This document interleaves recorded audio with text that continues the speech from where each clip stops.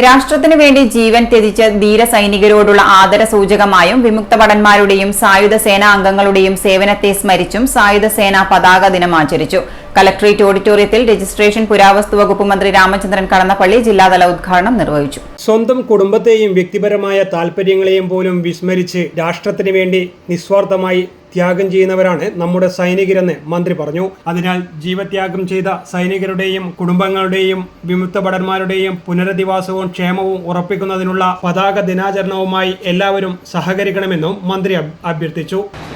ത്യാഗമായിട്ടല്ല, എന്നെപ്പോലുള്ള എളിയ പൊതുപ്രവർത്തകന്മാർക്ക് ഓർമ്മിക്കാനും ആദരിക്കാൻ കഴിയുന്ന ഉത്കൃഷ്ടമായ ഒരു ദിനമാണ് ഈ സായുധ സേന പതാക ദിനങ്ങൾ. വിമുക്ത ഭടന്മാരുണ്ട്, നിങ്ങളുടെ മുമ്പിൽ സേവനത്തിൻ്റെ ദീർഘമേറിയ വശങ്ങളെക്കുറിച്ചൊന്നും പറഞ്ഞറിയിക്കേണ്ട കാര്യമേ ഇല്ല.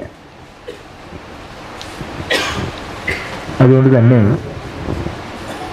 നമുക്ക് വീരചരമം പ്രാപിച്ച് രാജ്യത്തിന് തങ്ങളുടെ അമൂല്യമായ നിധി സമർപ്പിച്ചിട്ടുള്ള നമ്മൾ ധീരദേശാഭിമാനികളായ ഭടന്മാരെ ഓർമ്മിക്കുക, ആദരിക്കുക.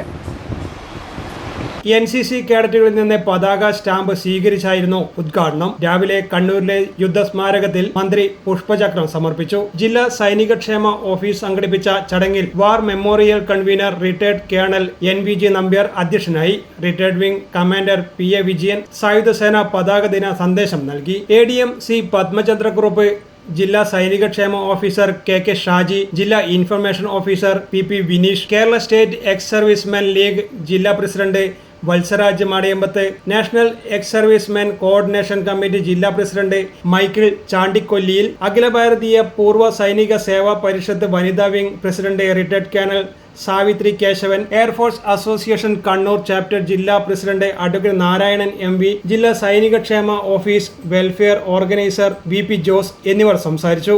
വിമുക്ത ഭട സെമിനാറിൽ ജില്ലാ സൈനികക്ഷേമ office head clerk AL Khader വിഷയം അവതരിപ്പിച്ചു. News desk city news.